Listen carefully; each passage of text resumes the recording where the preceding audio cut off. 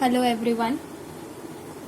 Now in this class we will be covering some of the topics like appreciation, depreciation and some of the miscellaneous other topics which are important for this chapter. Firstly we will discuss what is appreciation. What is appreciation of domestic currency?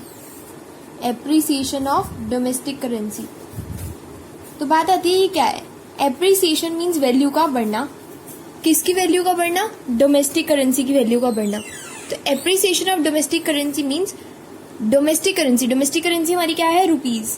मतलब rupees की value का बढ़ना, उसको क्या हम बोलेंगे? Appreciation. और rupees की वैल्यू कब बढ़ेगी? दैट इज जब डॉलर की वैल्यू गिरेगी. ठीक है, जब डॉलर की वैल्यू गिरेगी तो रुपीज की वैल्यू बढ़ेगी. तो व्हाट इज एप्रिसिएशन? जब हमारा डॉलर का एक्सचेंज रेट क्या हो जाएगा? गिर जाएगा, तो हमारी करेंसी की वैल्यू, रुपीज की वैल्यू बढ़ जाएगी. ठीक है, फॉर एग्जाम्पल ले लेते हैं. एग्जाम्पल, पहले $1 था 60 रुपीज का. पहले $1 था 60 रुपीज का. अब $1 जो हो गया है वो हो गया 50 रुपीज. That is 50 rupees. मतलब कि डॉलर की वैल्यू गिर रही है और हमारी करेंसी की वैल्यू क्या हो रही है? बढ़ रही है. एग्जाम्पल देखो, पहले 60 रुपए लगते थे, 60 रुपए देते थे ना, तो $1 मिलता था.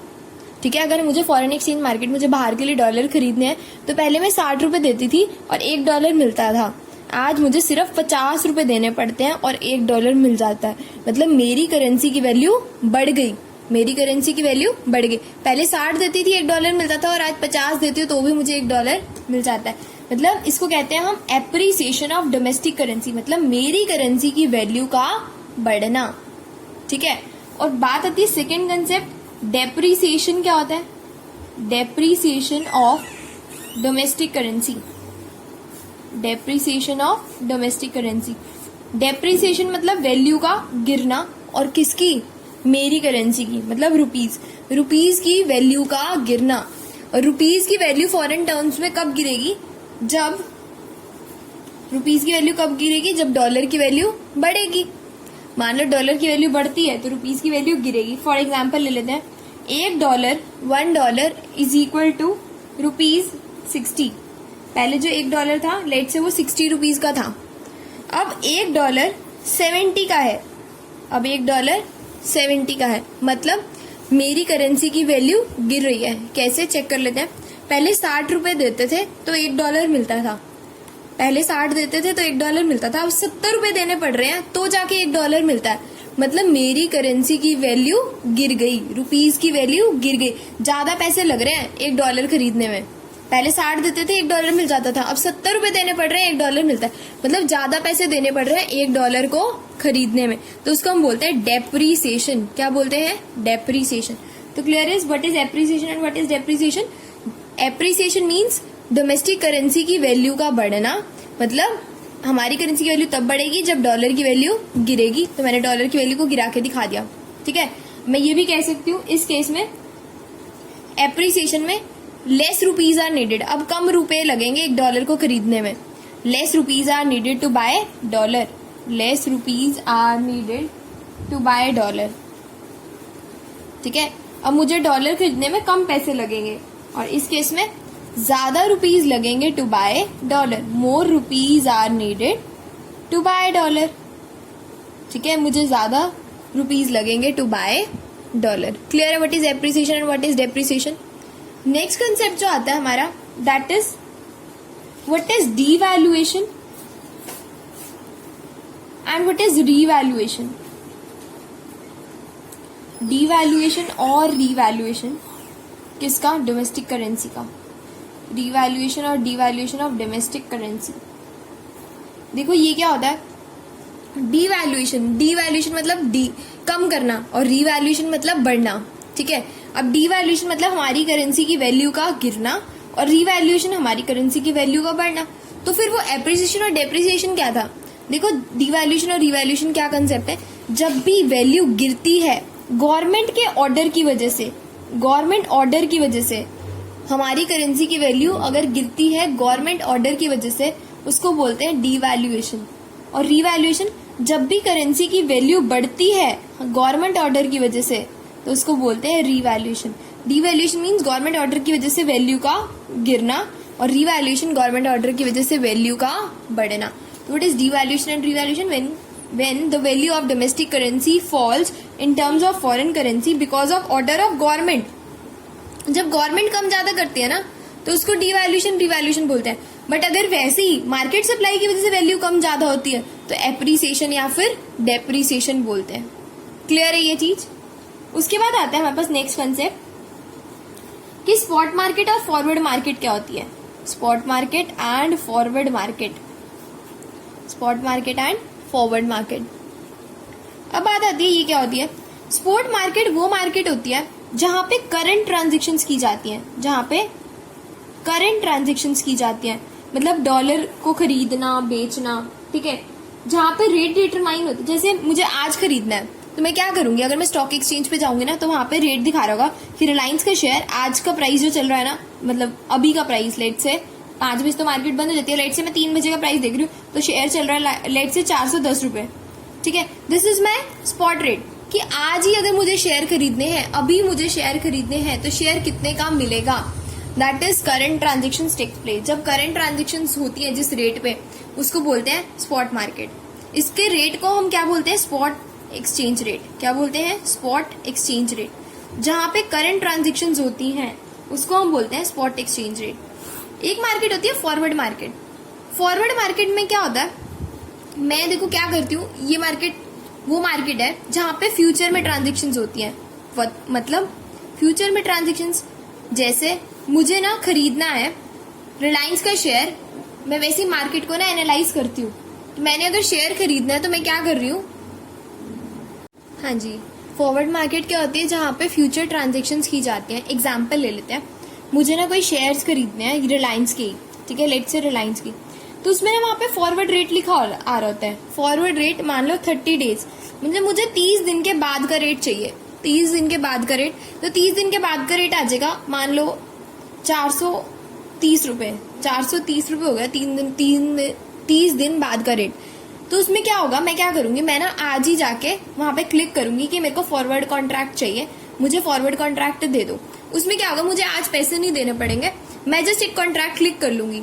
अब 30 दिन के बाद हमारी सेटलमेंट होगी, हम वहां पर जाएंगे, वहां पे देखेंगे अगर मान लो रिलायंस का रेट बढ़ जाता है तो वो क्या करेंगे, मान लो रिलायंस का रेट हो जाता है 450, ठीक है, तो वो आपको 20 रुपए का जो तुम्हारा प्रॉफिट है ना वो क्रेडिट कर देंगे तुम्हारे अकाउंट में, ठीक है। और मान लो रिलायंस का रेट गिर जाता है 410, ठीक है, तो तुम्हें क्या करना पड़ेगा, तो तुम्हें वो क्या करना पड़ेगा, वो तुमसे 20 रुपए मंगवा लेंगे। तो कहने का मतलब है कि यहाँ पे जो सेटलमेंट होती है ना फ्यूचर डेट पे होती है, रेट उसी दिन डिसाइड कर लिया हमने, आज ही 30 दिन के बाद का रेट ले लिया, दैट इज 430। फिर मैंने देखा 30 दिन के बाद अगर मान लो रेट बढ़ जाता है तो रिलायंस क्या करेगा, हमें 430 रुपए भरने की जरूरत नहीं होती, हमें जस्ट डिफरेंस म्यूचुअल सेटलमेंट पे 30 तारीख को जाके 30 दिन के बाद जो रेट होगा उसको देखेंगे, अगर फायदा हो रहा होगा तो वो हमें दे देंगे, और अगर नुकसान हो रहा होगा, हमारे रेट कम हो गया, गिर गया, तो हमसे वो मंगवा लेंगे, ठीक है। तो दैट इज फॉरवर्ड रेट। तो इस मार्केट में ना हेजिंग भी हो जाती है। अब बात आती है व्हाट इज हेजिंग। हेजिंग होता है कि मान लो 30 दिन के बाद का मैंने कॉन्ट्रैक्ट ले रखा है कि 30 दिन के बाद मैं शेयर खरीद लिए, कि इतने के मैंने शेयर खरीद रखे 30 दिन बाद इतने रुपए में, ठीक है। अब बात आती है हेजिंग क्या होता है, मेरे को ना 10 दिन के बाद ही पता लगने लग गया, मुझे आइडिया होने लग गया कि मैंने सोचा कि ये क्या हो रहा है, मेरे को तो ऐसा लग रहा है अब रिलायंस तो डूबेगा, भाई रिलायंस की मार्केट तो गिरेगी। अब मैंने क्या किया, मैं अपने शेयर को 30 दिन के बाद, मतलब 30 दिन के बाद का खरीदा, बट मैं 10 दिन के बाद ही सोच में आ गई, 10 दिन के बाद ही सोच में आ गई। और मैंने क्या किया, आई स्टार्टेड थिंकिंग कि मैं अब इसको क्या करूं, मतलब मेरा लॉस होने वाला है तो मैं अपने लॉस को ना कवर कर सकती हूँ। कैसे कवर कर सकती हूँ, मैंने बाय का कॉन्ट्रैक्ट किया हुआ है, इधर ही मैं सेल का कॉन्ट्रैक्ट कर लूं, मतलब उधर ही मैं सेल कर लूं कोई शेयर, ताकि वहां पे मुझे फायदा हो जाए। अगर यहाँ लॉस हो रहा है तो वहां फायदा हो जाएगा सेल में, बेचने में। तो मतलब हम क्या कर सकते हैं, कॉन्ट्रैक्ट को ना काट सकते हैं। मतलब कहते हैं ना कि मेरे को कहीं लॉस हो रहा है, मैंने एक प्रॉपर्टी खरीदी है, वहां पे लॉस हो रहा है, और कहीं प्रॉपर्टी बेच रही हूँ तो वहां फायदा हो रहा है, तो बेच दो वहां पे, ताकि नेट लॉस प्रॉफिट सही हो जाए, नेट लॉस ना हो हमें।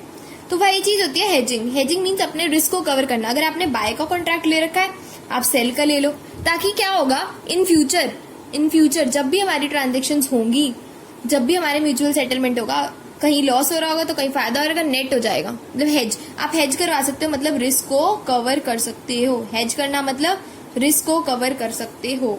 बीच में ही आप 10 दिन के बाद कोई और कॉन्ट्रैक्ट ले सकते हो, कोई और बेच सकते हो, तो मतलब वो चीज कर सकते हो। बट यहाँ तो स्पॉट मार्केट में तो कोई हेजिंग होगी ही नहीं, आपने आज ही खरीदना और आज ही बेचना, आज ही पैसे देने पड़ेंगे। ठीक है, तो this is spot market and this is future market, forward market. Clear है? उसके बाद जो हमारा कंसेप्ट आता है दैट इज हमारे जो कंसेप्ट आता है वो आता है हमारे पास difference between fixed and flexible exchange rate. Fixed and flexible exchange rate, fixed and flexible exchange rate क्या होता है? फिक्स्ड जो गवर्नमेंट डिसाइड करती है दैट इज फिक्स्ड। फ्लेक्सिबल क्या होता है? जो मार्केट फोर्सेस से जो रेट डिटरमाइन होता है, जो डिमांड एंड सप्लाई की वजह से रेट डिटरमाइन होता है उसको फ्लेक्सिबल एक्सचेंज रेट बोलते हैं, और जो गवर्नमेंट डिटरमाइन करती है उसको फिक्स्ड एक्सचेंज रेट बोलते हैं। अगर गवर्नमेंट डिटरमाइन करती है तो उसमें कौन कौन से आएंगे? हम ये भी कह सकते हैं अगर गवर्नमेंट ऑर्डर की वजह से रेट कम या ज्यादा होता है तो हम उसको क्या बोलते हैं? डीवैल्यूएशन या फिर रीवैल्यूएशन। क्या बोलते हैं? डीवैल्यूएशन या फिर रीवैल्यूएशन। ठीक है। फ्लेक्सिबल में क्या होता है? जब रेट कम ज्यादा होता है तो हम उसको क्या बोल देते हैं? दैट इज डेप्रीसिएशन या फिर एप्रीसिएशन। क्या बोल देते हैं? डेप्रीसिएशन या एप्रीसिएशन। ठीक है। और कोई डिफरेंस? यस। जब गवर्नमेंट रेट फिक्स करती है, गवर्नमेंट डिटरमाइन करती है, तो वहां डिग्री ऑफ स्पेक्यूलेशन मतलब स्पेक्यूलेशन कम होती है। स्पेक्यूलेशन कम होना मतलब वहां चांसेस फ्रॉड के कम रहते हैं। मार्केट फोर्सेस में तो हम कई बार अपने हिसाब से भी तय कर लेते हैं, तो वहां स्पेक्यूलेशन हाई होती है, वहां स्पेक्यूलेशन हाई होती है। ठीक है। तो डिवैल्यूएशन, रिवैल्यूएशन, वहां स्पेक्यूलेशन लो, वहां स्पेक्यूलेशन हाई। अगर हमें यहाँ पे कोई भी चेंजेस करने हैं, तो कौन करेगा? आरबीआई। ठीक है, यहाँ पे चेंजेस गवर्नमेंट करेगी। बट अगर हमें यहाँ पे कोई भी फ्लेक्सिबल एक्सचेंज मार्केट में कोई भी चेंजेस करने हैं तो कैसे होंगे? Bye market forces, bye market forces. Clear है? तो दिस इज द डिफरेंस। क्या? इसमें गवर्नमेंट डिटरमाइन करती है, इसमें मार्केट फोर्सेस से डिटरमाइन होता है। इसमें दो कॉन्सेप्ट डिवैल्यूएशन, रिवैल्यूएशन आती है क्योंकि गवर्नमेंट जब रेट कम ज्यादा करती है तो उसको डिवैल्यूएशन, रिवैल्यूएशन बोलते हैं। इसमें अगर रेट कम ज्यादा होते हैं तो उसको डेप्रिसिएशन, एप्रिसिएशन बोलते हैं। इसमें स्पेक्यूलेशन लो होती है, इसमें हाई होती है। इसमें कोई भी चेंजेस करने हैं रेट में आरबीआई करता है या फिर मार्केट फोर्सेस के थ्रू हो जाते हैं। क्लियर है? उसके बाद आते हैं फॉरेन एक्सचेंज मार्केट के कुछ फंक्शंस। क्या फंक्शंस है ये हमारे? ये फंक्शंस है, first is transfer function. 3 functions आते हैं हमारे। One is transfer, that is functions of foreign exchange market, functions of foreign exchange. First transfer function, second credit function, और थर्ड हेजिंग। हेजिंग तो मैं आपको समझा चुकी हूँ। हेजिंग मतलब रिस्क को कवर करना, रिस्क को कवर करना। और रिस्क को कवर करने के लिए हम क्या करते हैं? हमें अपनी कमिटमेंट बाद में मीट करनी होती है फ्यूचर डेट पे, दैट इज हेजिंग। हेजिंग मैंने अभी आपको समझाया था पिछले कंसेप्ट में। हेजिंग मीन्स रिस्क को कवर करना। क्रेडिट फंक्शन क्या होता है? देखो, फॉरेन एक्सचेंज मार्केट, मुझे डॉलर का खरीदना बेचना है जहां पे, वो मार्केट क्या होती है? Foreign exchange market. ठीक है। अब बात आती है क्रेडिट फंक्शन। उसका काम क्या है?